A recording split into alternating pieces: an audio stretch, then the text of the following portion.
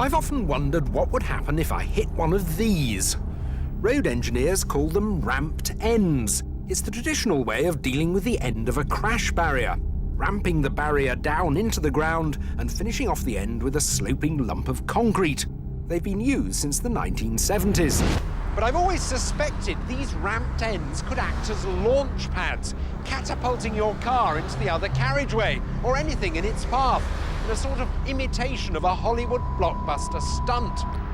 And with 33,000 crash barrier terminals on dual carriageways and motorways, including ramped barriers at most motorway junctions, that's a lot of spectacular accidents waiting to happen. But are the consequences of, say, misjudging a motorway exit and accidentally hitting one of these barriers as horrific as you might imagine?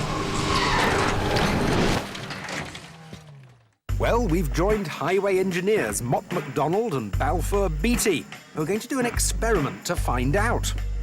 We've got a reconstruction of a typical motorway junction complete with a signpost. There are two crash barriers which meet at a point. The idea is they stop you hitting the signpost if something goes wrong. And we've got one of our famous remote control cars that will drive towards the barrier at 70 miles an hour to simulate what could happen should your attention wander while exiting the junction. Will the ramped ends cushion the blow, gently lifting the car, or will the result be much, much more Hollywood? The remote control team got into position to perform the test.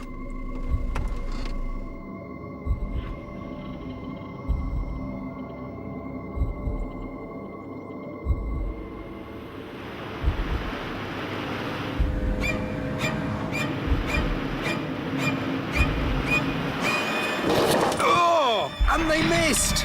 They didn't hit the ramped end, they hit the side of the barrier. But it was reassuring to see how it repelled the 70-mile-an-hour car with ease. The superficial damage was repaired, and the car lined up for a second attempt.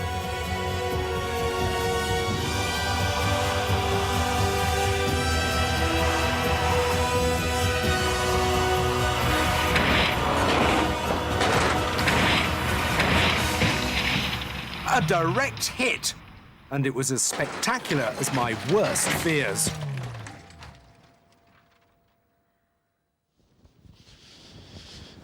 So it looks like the car's hit the concrete and then the barrier. But rather than protecting you against the sign, what the barrier's done is actually just flip the car straight up into the sign. And on hitting the ground, the car's thrown over violently, making this a particularly unpleasant way to crash.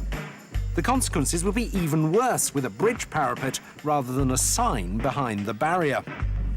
According to a survey in Warwickshire, every motorway junction with ramped ends can expect an injury or death from a crash like this every 5 years or so. Add that up round the road network and you get hundreds of deaths or injuries a year. But because the locations are all spread out, they don't get classed as accident black spots.